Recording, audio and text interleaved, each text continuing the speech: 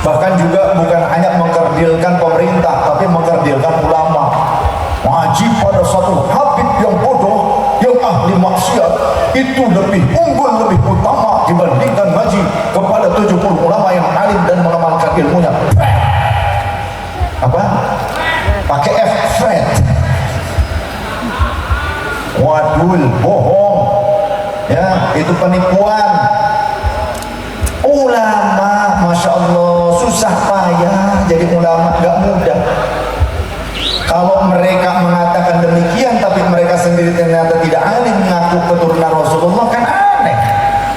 Bahkan Imam Syafi'i berkata, ini juga awas nih, hati-hati, kadang masyarakat Indonesia kalau melihat orang gila, orang ODGJ dianggap wali sekarang. Ya, asal aneh saja orang kalau punya masalah kejiwaan, penyakit batin, penyakit jiwa, langsung oh wali. Tapi kalau kaum ulama, ke fuqaha nggak dianggap wali. Padahal Imam Syafi'i berkata, in lam yakunil fuqaha'ul 'amiluna bi ulumihim awliya Allahi falaysa lillahi waliyun.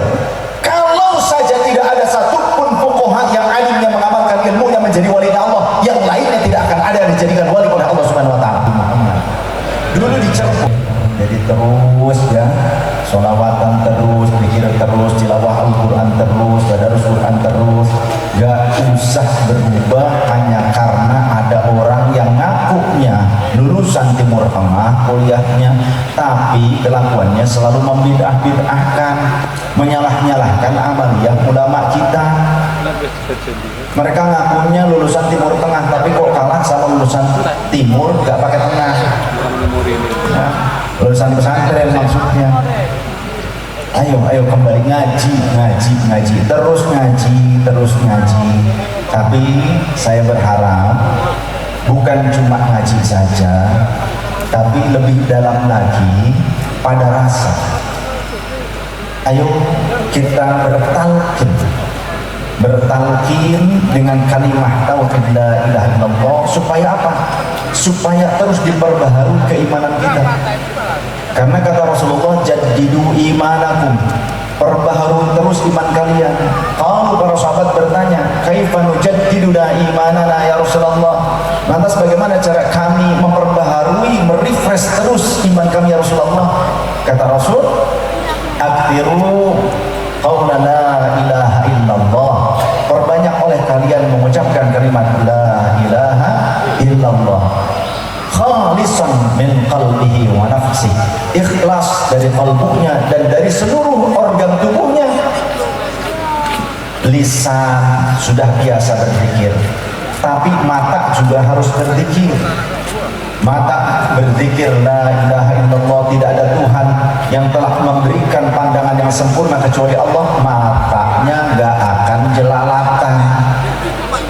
Telinganya berzikir la ilaha illallah, tidak ada Tuhan yang telah memberikan pendengaran yang sempurna kecuali Allah, maka telinganya gak betah dipakai mendengarkan ghibah, temannya cerita kejelekan temannya yang lain. Jangan bangga kalau ada orang yang di hadapan kita menceritakan keburukan orang lain, karena bisa jadi nanti di belakang kita dia menceritakan keburukan kita.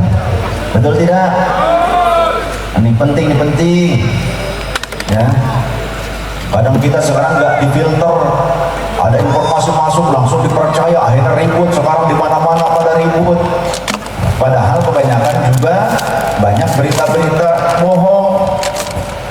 Terlebih mengajarkan kita tidak mensyukuri nikmat kemerdekaan dan juga nikmat aman.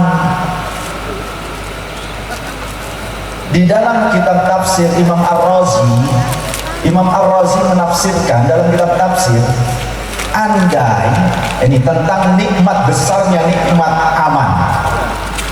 Ibaratkan gini kata beliau, kalau ada kambing diikat di dekat serigala sampai mati, dia tidak akan mau makan, dia tidak akan makan sampai dia mati. Saking apa? Ketakutan.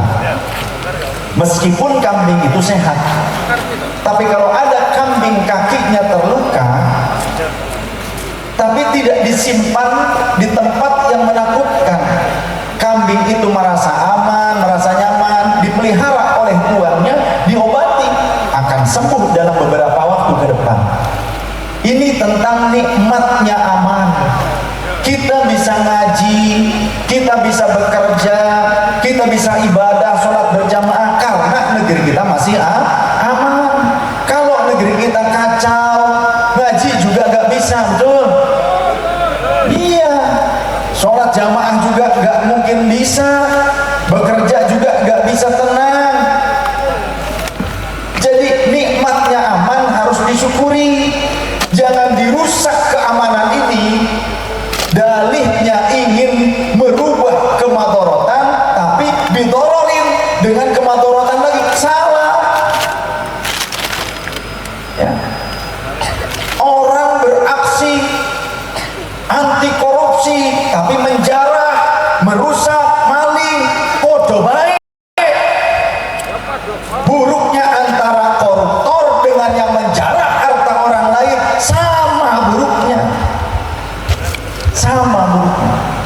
Kita tidak dilarang di negeri ini untuk menyampaikan suara, menyampaikan pendapat, tapi ada aturan, ada adabnya, ada caranya. Pakai adab semuanya. Makanya bertoriko, karena toriko itu belajar adab.